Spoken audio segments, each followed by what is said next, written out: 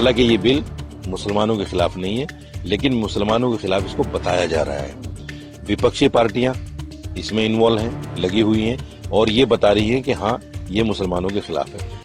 देखिए, बिल को लेकर जिस तरह से समाज में भ्रांति फैलाई जा रही है सॉरी, मैंने बिल को पढ़ा है, उसमें ऐसा कुछ भी नहीं है कि भाई मुसलमानों की मस्जिदें या मदरसे या कोई और चीज उन पे कोई आंच आएगी, उसमें बिल्कुल भी कुछ ऐसा नहीं है।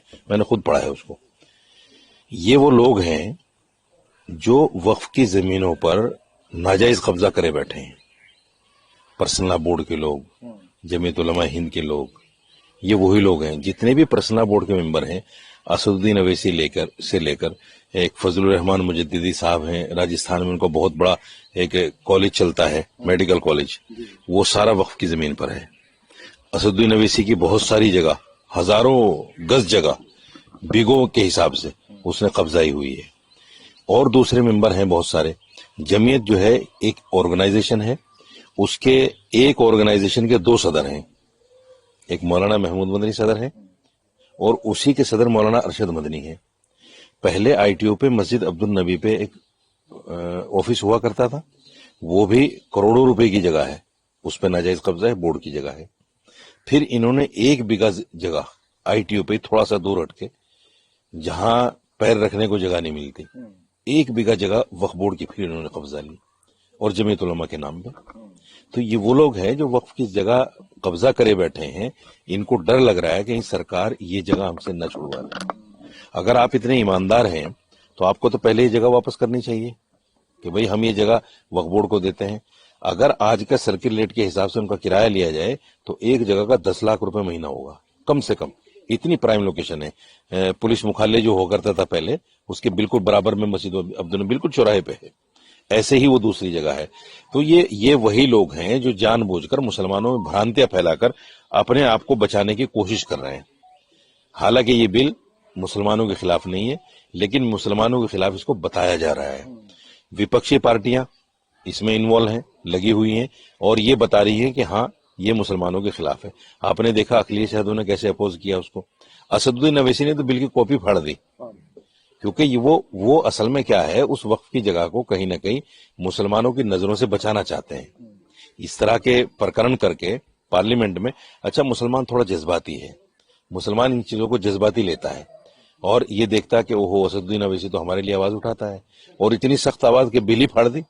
तो कल से जो है बड़ा हंगामा है असदुद्दीन अवैसी को लेकर मुसलमानों में कि भाई इतना बड़ा बहादुर कोई आदमी नहीं है। लेकिन जब उनके सामने ये सच्चाई जाएगी कि ये आदमी वक्फ की सबसे ज्यादा जमीनों पे काबिज है, इसके जो स्कूल कॉलेजेस हैं, इसके जो जितने भी प्रोग्राम हैं हैदराबाद में, वो तकरीबन 80% वक्फ की जमीनों पे है। तो ये मुसलमानों के सामने जब ये चीजें आएंगी, और मुसलमानों को सोचना चाहिए कोई भी पार्टी हमारा फेवर क्यों करेगी, इसलिए कि उनको वोट चाहिए। कांग्रेस, समाजवादी पार्टी, बसपा, ये सब हमारी उस पे तो जिंदा है, हमारे वोटों पे। अगर मुसलमान वोट ना दें इनको तो इनके पास क्या है, कुछ भी नहीं है। 37 सीटें जो समाजवादी पार्टी की आई हैं वो सब मुसलमानों के दल पे आई हैं। और ये समझिएगा कि यादव ने खुद उनको वोट नहीं दिया, यादव ने वोट नहीं किया यूपी में, मुसलमानों ने भर भर के किया है। आप दिल्ली में देखिए, दिल्ली में जितनी सीटें केजरीवाल को आई हैं वो 74% जो मुसलमानों ने वोट किया है उसकी वजह से आई हैं। नहीं तो अगर ये मुसलमान वोट नहीं करते उसको तो 0/0 हो जाता। तो ये सारी पार्टियां मुसलमानों के दम पे जिंदा हैं। हाँ, एक चीज जरूर हुई है, कुछ पार्टियां और हैं जो एनडीए में हैं, वो भी मुसलमानों के दम पे हैं, उनका चेहरा भी बेनकाब हो गया। जैसे जेडीयू है, दल बदलो चाचा, वो भी बेनकाब हो गए आज, क्योंकि मुसलमानों का वोट लेते हैं और मुसलमानों का वोट लेकर मुसलमान के साथ खड़े हुए नजर नहीं आते, हर जगह उनको पीछे छोड़ देते हैं। तेलुगु देशम पार्टी मुसलमानों की वजह से आई है, आरएलडी यूपी में मुसलमानों की वजह से आती है, मुसलमानों का वोट है। ये ऐसी पार्टियां हैं जो बेनकाब हो गई मुसलमानों की नजरों में। हालांकि मैं फिर उस बात को कहता हूं कि इस बिल को लेकर मुसलमान किसी भ्रम में न रहे। ये बिल मुसलमानों के खिलाफ नहीं है। मैं भी इस बिल के खिलाफ था, लेकिन जब मैंने बिल को पढ़ा तो मुझे कुछ इसमें नहीं लगा। देखिए, वक्फ संशोधन बिल ये नया नहीं है और इससे पहले भी कांग्रेस की गवर्नमेंट थी तो उसमें भी 4 से 5 बार संशोधन हुआ और ये 100 साल पुराना बना हुआ कानून है, कोई नया कानून नहीं। ऐसे ही वक्फ में भी आज मोदी साहब की गवर्नमेंट है, उनकी गवर्नमेंट में संशोधन हो रहा है, तो जरूरत थी इसलिए संशोधन हो रहा है। तमाम जमीनों का सही इस्तेमाल किया जाए और जायज तरीके से होने वाली आमदनी गरीब कमजोर मुसलमानों पर खर्चा की जाए तो पूरे भारत में एक भी मुसलमान गरीब नहीं मिलेगा। भारत के मुसलमानों की गुर्बत खत्म हो जाएगी। वक्फ संशोधन बिल 2025 संसद के अंदर लोकसभा में टेबल हो गया है और इसके ऊपर अब राजनीति और बयानबाजी शुरू हो गई है। पूरे देश से अलग अलग प्रतिक्रिया निकल के सामने आ रही है। बरेली में हम मौजूद हैं, मौलाना साहब हमारे साथ हैं, मौलाना शहाबुद्दीन रिजवी बरेलवी, ऑल इंडिया जमात एसोसिएशन के हेड हैं। सर, ये जो बिल टेबल हुआ है इस पे कई सारी बातें निकल के सामने आ रही हैं। एक मुस्लिम होने के नाते, मौलाना होने के नाते, बरेलवी होने के नाते विशेष रूप से बरेली के लोग क्या सोच रहे हैं और इस बिल में क्या खामियां क्या खूबियां हैं? देखिए, वक्फ संशोधन बिल ये नया नहीं है और इससे पहले भी कांग्रेस की गवर्नमेंट थी तो उसमें भी 4 से 5 बार संशोधन हुआ और ये 100 साल पुराना बना हुआ कानून है, कोई नया कानून नहीं है। मगर ज़माने और हालात के तकाज़े होते हैं और ज़माने की ज़रूरतें होती हैं, उसके तहत तरमीम और तब्दील संशोधन होता रहता है। ऐसे संविधान में भी 100 बार संशोधन हो चुका है ज़रूरतों के हिसाब से। ऐसे ही वक्फ में भी आज मोदी साहब की गवर्नमेंट है, उनकी गवर्नमेंट में संशोधन हो रहा है, तो ज़रूरत थी इसलिए संशोधन हो रहा है। और ज़रूरत क्या थी? वो ज़रूरत ये थी कि वक्फ बोर्ड जितने भी हिंदुस्तान में हैं और ख़ास तौर पर उत्तर प्रदेश में वक्फ बोर्ड, तो ये लोग जो थे चेयरमैन, मेंबर और संबंधित अधिकारी, ये लोग मिल करके करप्शन का इन लोगों ने अड्डा बना दिया था। और हमारे बुजुर्गों ने जिस मकसद के लिए इन ज़मीनों को वक्फ किया था, उन मकसद में इन ज़मीनों की आमदनी का इस्तेमाल नहीं हो रहा था। और वो मकसद क्या था कि नेक के काम, खैर के काम, जन कल्याण के काम, फलाही रिफाही काम, उन लोगों के लिए जो गरीब, कमज़ोर, लाचार, यतीम और बेवा मुसलमान हैं, उनकी यतीमों की किफ़ालत करना और बेवाओं की सरपरस्ती करना, जो गरीब कमज़ोर लोग हैं उनकी वो आर्थिक तौर पर मदद करना। तो ये सब न हो करके भू माफियाओं से मिल करके वक्फ बोर्ड के चेयरमैन, मेंबरान, संबंधित अधिकारी ये सब ज़मीनों को खुर्द-बुर्द कर रहे थे, बेच रहे थे और लाखों रुपया वो अपनी पॉकेटों में रख रहे थे और मकसद से बिल्कुल एकदम भटक गए थे। तो अब ये संशोधन बिल आ रहा है तो इससे अब वाकिफ़ की मंशा के मुताबिक ये जो है वो काम होगा, गरीब, कमज़ोर, लाचार मुसलमानों की मदद होगी। मैं दावे से आपसे कहना चाहता हूँ, बिल्कुल दावे के साथ आपके चैनल के माध्यम से मैं बताना चाहता हूँ कि वक्फ की ज़मीनें इतनी हैं पूरे भारत में, अगर तमाम ज़मीनों का सही इस्तेमाल किया जाए और जायज़ तरीके से होने वाली आमदनी गरीब कमज़ोर मुसलमानों पर ख़र्चा की जाए तो पूरे भारत में एक भी मुसलमान गरीब नहीं मिलेगा। भारत के मुसलमानों की गुर्बत ख़त्म हो जाएगी। और जो आप देखते हैं कि चौराहों पे, रोडवेज़ में, बसों में दाढ़ी वाले और क्या नाम है, बुर्का पोश ख़वातीन, ये ख़वातीन जो भीख मांगती हुई मिल रही हैं, ये कोई भी भीख मांगती हुई नहीं मिलेगी। एक मुसलमान भी भीख मांगता हुआ नहीं मिलेगा। लेकिन सर, आप जो बात कह रहे हैं, कई लोग हैं जो इसका विरोध कर रहे हैं। वो कह रहे हैं कि इससे ज़मीनें छीन ली जाएंगी, इससे जो है हमारी जो पुराने पूर्वज ने हमें जो दान किया था वो ले लिया जाएगा। आप कैसे समझाएंगे उनको, कैसे बताएंगे, क्या बोलेंगे इनके ऊपर?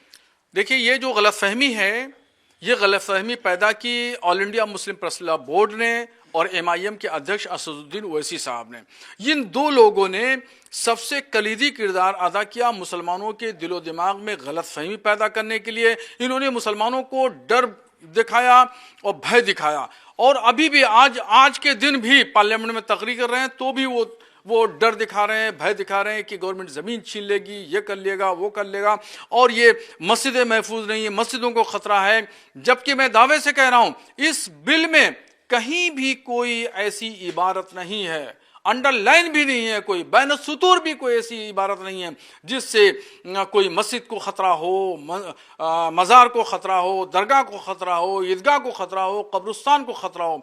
किसी भी मस्जिद, दरगाह, ईदगाह को कोई इस बिल से कोई खतरा नहीं है। आप कह रहे हैं खतरा नहीं है। All India Muslim personal law board की तरफ से कहा जा रहा है कि हम विरोध करेंगे, हम सड़क पे उतर के विरोध करेंगे। कई बार कई लोग ऐसा कह रहे हैं कि हम जो है प्रोटेस्ट सड़कों पे आगे करेंगे, उनको आप क्या कहेंगे? मुस्लिम पर्सनल लॉ बोर्ड अपने मकसद से भटक गया है। मुस्लिम पर्सनल लॉ बोर्ड तमाम पॉलिटिकल पार्टियों का आलाकार बन गया है। मुस्लिम पर्सनल लॉ बोर्ड को सियासी लोगों ने हाईजैक कर लिया है और यही हाईजैक करने का नतीजा है कि आपने देखा कि रमज़ान शरीफ का महीना खुदा की इबादत के लिए महीना होता है, उस इबादत के दिन को भी इन्होंने धरने प्रदर्शन में लगा दिए। मुसलमानों को कुरान पढ़ने नहीं दिया, नमाज रोज़ा पढ़ने नहीं दिए, पाबंदी नहीं करने दी, तक़वा और तहारत को छीन करके जंतर मंतर पर ले आके बिठा दिया। फिर ऐसे ही मुस्लिम पर्सनल लॉ बोर्ड के लोगों ने पटना में और विजयवाड़ा में भी जा करके वहाँ पर इबादत के दिन धरना प्रदर्शन कराया। धरना प्रदर्शन आप खूब करिए, संवैधानिक अधिकार है, हर एक शख्स का अधिकार है, मगर इबादत की दिनों को तो छोड़ दीजिए। 11 महीना पड़े हैं धरना प्रदर्शन के लिए, 11 महीने खूब करिए, मगर रमज़ान का महीना तो छोड़ देते। मगर मुस्लिम पर्सनल लॉ बोर्ड के लोग सियासी लोगों के आलाकार बन चुके हैं। सियासी पॉलिटिकल पार्टियों ने मुस्लिम पर्सनल लॉ बोर्ड को हाईजैक कर लिया है और बोर्ड अपने असल मकसद से भटक गया है। कैसे भटका हो मैं आपको बताऊं। बोर्ड का जो गठन हुआ था वो गठन ये हुआ था कि खालिस शरई और मजहबी मामलात को बोर्ड देखेगा और गवर्नमेंट के सामने रखेगा। बाबरी मस्जिद अयोध्या का मामला हुआ, एक वकील भी बोर्ड ने नहीं खड़ा किया। ज्ञानवापी मस्जिद बनारस, मथुरा की शाही ईदगाह मस्जिद, जामा मस्जिद शमसी बदायूं, जामा मस्जिद संभल, मौला ज्ञान मज़ार, भोजशाला मध्य प्रदेश, श्रीरंगपट्टनम ईदगाह कर्नाटक, इस तरीके से 12 जगह ऐसी हैं जो हाई कोर्ट में, सुप्रीम कोर्ट में केसेस चल रहे हैं, मगर मुस्लिम पर्सनल लॉ बोर्ड ने अपना कोई वकील नहीं खड़ा किया। तो ये था मकसद असल, वहां खड़ा करना चाहिए था, मजबूत दलीलें दी जाती ताकि अपना मौक़िफ़ वाज़ेह होता। ये सब न करके बोर्ड सिर्फ राजनीति कर रहा है। राजनीति कर रहा है।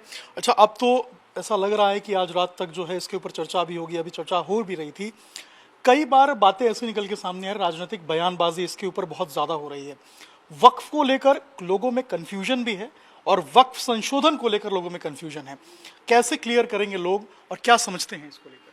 देखिए, इस कन्फ्यूज़न को दूर करना चाहिए था भारत सरकार को, और भारत सरकार के जो लोग हैं, अधीन हैं, उनको चाहिए था कि इस कन्फ्यूज़न को दूर करते हैं। चूँकि गलतफहमियाँ बराबर फैलाई जा रही हैं और ये कम से कम 6 महीने से गलतफहमियाँ फैलाई जा रही थी, और उसमें ज़रूरी था कि भारत सरकार को आगे आके स्पष्ट करना चाहिए। जैसे कल किरण रिजिजू ने बयान दिया, उससे पहले होम मिनिस्टर जी ने बयान दिया था, तो ये चीज़ें जो हैं वो बहुत पहले से कही जानी चाहिए थी और बाज़ाब्ता तौर पर मीडिया के ज़रिए वाज़े करना चाहिए था कि गवर्नमेंट ज़मीन नहीं छीने जा रही है, गवर्नमेंट किसी मस्जिद, मदरसा, खानका, ईदगाह, कब्रिस्तान पे कोई हस्तक्षेप नहीं करेगी। इस गलतफहमी को दूर करना चाहिए था। इसमें गवर्नमेंट फेल रही है गलतफहमी दूर करने में, और मुस्लिम पर्सनल लॉ बोर्ड और पॉलिटिकल पार्टियां ये कामयाब हो गई गलतफहमी पैदा करने में। इस वजह से मुसलमान जो है विरोध पे आया। अगर ये गलतफहमी नहीं फैलती तो मुसलमान कोई रोड पे नहीं आता। और देखिएगा अभी होगा, मैं आपको एक मिसाल देके बताता हूँ। CAA डबल कानून नाफिज हुआ, 2 साल पुरानी बात है।